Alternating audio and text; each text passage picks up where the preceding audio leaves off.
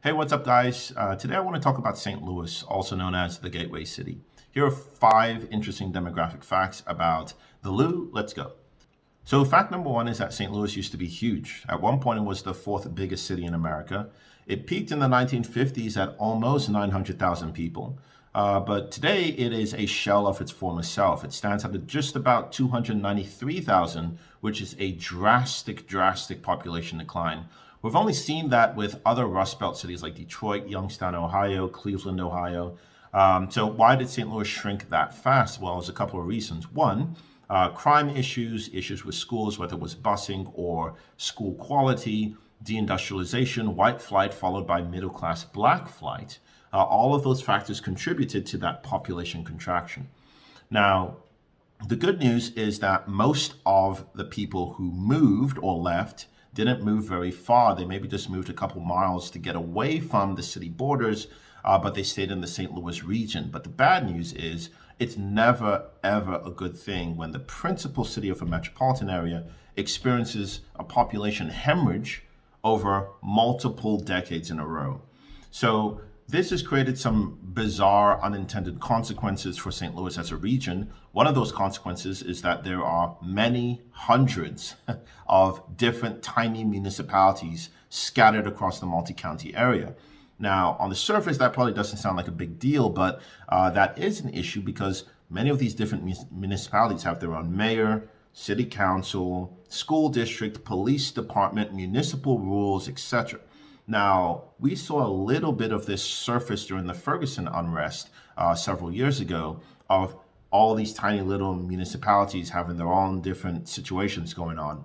You can almost say that the St. Louis metropolitan area experienced a balkanization and having all of these different divided up little municipalities. So, speaking of balkanization, that brings us to fact number two, which is about the Balkans. So, if you look at a lot of major Midwestern cities, they tend to have pretty sizable Slavic immigrant communities. So when I think of Chicago, I think of Ukrainians. When I think of Cleveland or Detroit, I think of Polish people. When I think of St. Louis, I think of Bosnians. In fact, St. Louis is home to the largest Bosnian community outside of Europe. I think it's almost 65, almost 70,000 people at this point.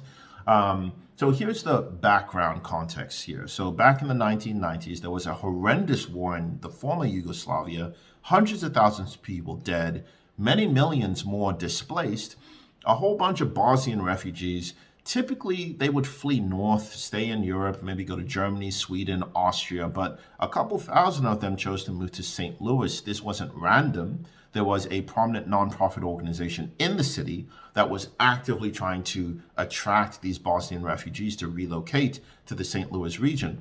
Now, if you remember, the St. Louis region was experiencing a lot of population decline problems. So the city was really enthusiastic about this because they were hoping this could help combat population decline in the city. Now, transplants or refugees actually make excellent transplants if you think about it for a couple of reasons. One, they're highly motivated to stabilize themselves financially. Two, they tended to be educated or skilled. Three, they're willing to go move to an area that locals might consider undesirable. All three of those things happened with Bosnians in St. Louis. They settled in a dilapidated area of South City, and they flourished as a community. They assimilated and flourished as a community. Now, fast forward to today, in an odd twist of irony, a lot of those Bosnian people have actually since moved out of South City because of failing schools and crime issues. It's almost as if St. Louis as a city can't catch a break when it comes to population decline, even with the newer refugees. So for fact number three, let's stay on the topic of Europeans in St. Louis. When you think of the name St. Louis and you look at the flag of the city of St. Louis, it's got the fleur-de-lis thing on it, and you see some of the street names and park names and neighborhood names, you would probably assume that, oh, this all looks pretty French to me, and therefore there must be lots of French people in St. Louis. And the answer is not really, but I'll tell you who is very common in St. Louis, and those are German people. So actually, St. Louis is one of the most German places German cities in the United States and frankly outside of Europe, both in terms of percent of people with German ancestry and the raw total number of people with German ancestry. So back in the 1800s, Missouri was billed as sort of the Rhineland in the United States. Okay, and it was very intentionally marketed to Germans in the western edge of Germany for relocation or for immigration purposes. So typically, German immigrants tended to have more money than Italian or Irish immigrants at that time. And they had two things that they were looking for. One was familiarity, and two was space. So when they would land in the United States, they'll take a riverboat up the Mississippi and get off at St. Louis port. Now, the impact of German people is profound in St. Louis. We see it in a variety of different cultural aspects, whether it's the Catholicism that is so common amongst people in St. Louis, or whether it's the fact that St. Louis's most famous export has been beer from a brewery that was started by two German immigrants, I think Adolphus Busch and Eberhard Anheuser. Now, if those two guys were alive today, I doubt that they would enjoy drinking Bud Light, but nonetheless, their legacy lives on. So that brings us to fact number 4, which is kind of getting back to an earlier point, and that's around crime. So St. Louis has developed this kind of problematic reputation as being a very violent place, specifically when it comes to homicide. So let's take a look at some actual facts. In 2022, there were 205 murder victims inside the city of St. Louis. Now, that gave the city a homicide rate of something like 66 per 100,000 people. Make no mistake about it, that is an extraordinarily high murder rate. That tracks alongside the types of murder rates you see in Mexican, Brazilian, South African cities. But there is an important bit of nuance that's necessary here. One is that the city proper of St. Louis, when it comes to land, is pretty small. So just to give you some context, it's about 61 square miles. Most major American cities are double, triple, or quadruple that in terms of size, land area.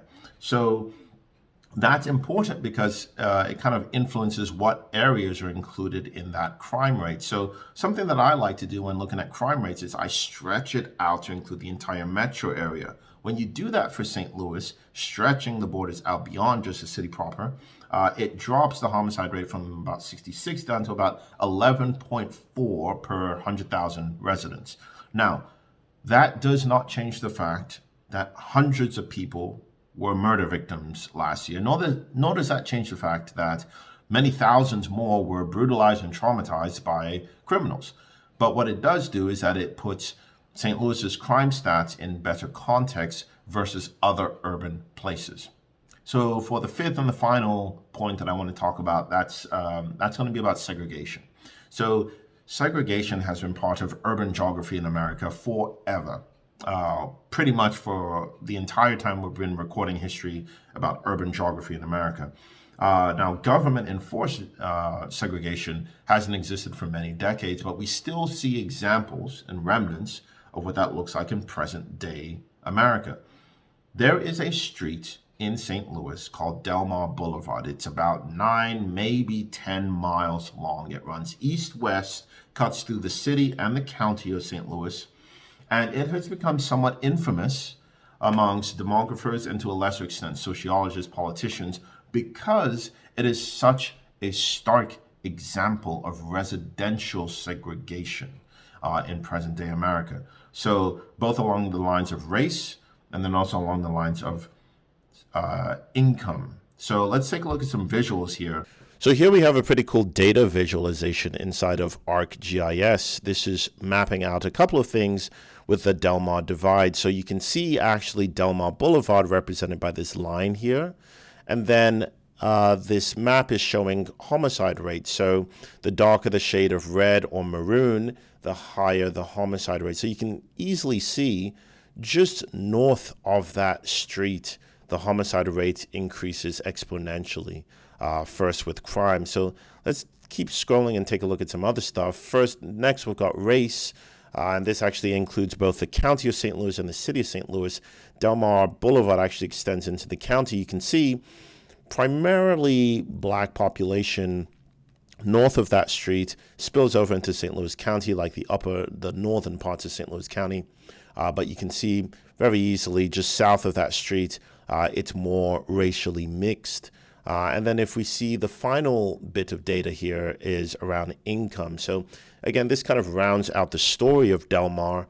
You can see just north of that line, it's primarily lower income, green being higher income. So obviously St. Louis County in the southwestern chunk, pretty higher income, but again, disinvestment and poverty seem to be more of the recurring themes here north of the Delmar Divide.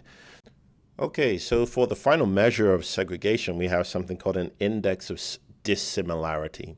So it typically goes from 0 to 100.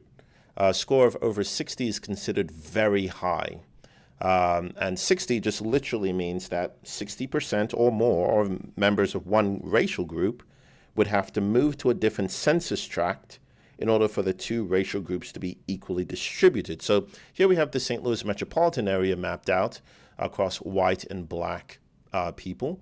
And you can see it's been trending in the right direction, as has most of America. And today it's right around 67. So this is a couple decades ago, and it's around 67. So now what's interesting is let's compare that with some other peer cities of St. Louis in the central part of the United States. You can take a look. Okay, so when we compare it with other places in the central part of the United States that are also majority black and white, we can take a look at what the numbers look like. St. Louis is more or less right around middle of the pack. So just below it, you can see Detroit and Cleveland seem to be doing a little bit worse.